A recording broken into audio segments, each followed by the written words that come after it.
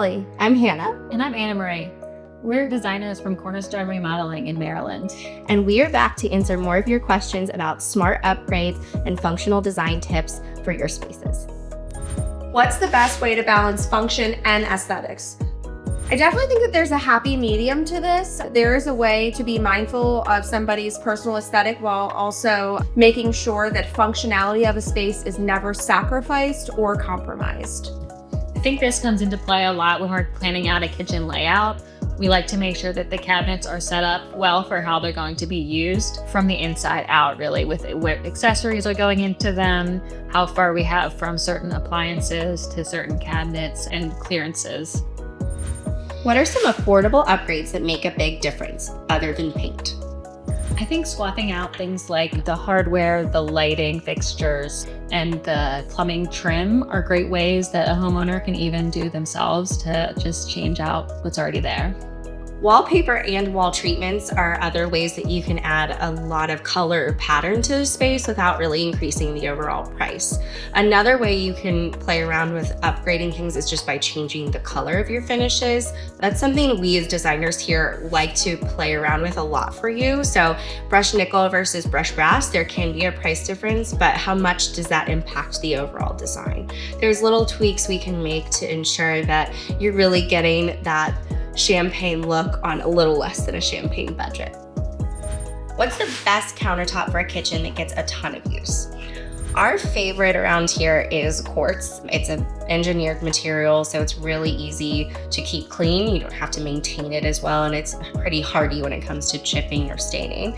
That is definitely one of the many options of countertops, so we always do try to be flexible, and we always will ask questions on what type of use is the space getting to ensure that no matter what countertop you choose, it's the best fit for you. I'm kind of the black sheep around here when it comes to countertops. I love a leathered granite or a natural stone. I just find them to be really unique. You can get a lot of different veining in them, and the earthy tones I'm really drawn to. I also find them to be a little bit more forgiving when it comes to like a spill. It can be easily hidden if it needs to be for a little bit of time. But there is no wrong answer. Between a quartz, quartzite, or a granite, they can all really just give you a beautiful countertop. What's a timeless backsplash choice that won't go out of style? For me, I like to use the subway tile shape, but in more unique ways than just that classic subway tile.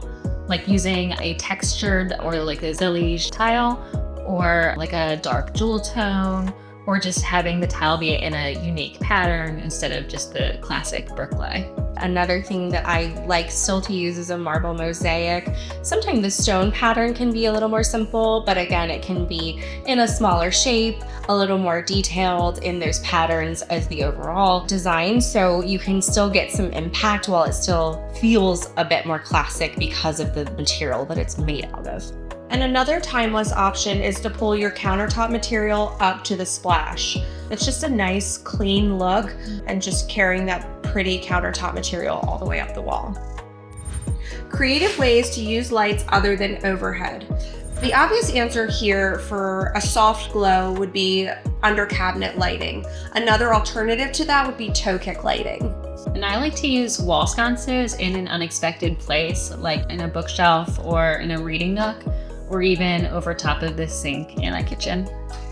The field guys are probably gonna hate me for saying this, but there's a lot of cool elements we can add, like tacking lights up behind crown molding to add a ceiling detail, or even in tray ceilings or soffitted ceilings.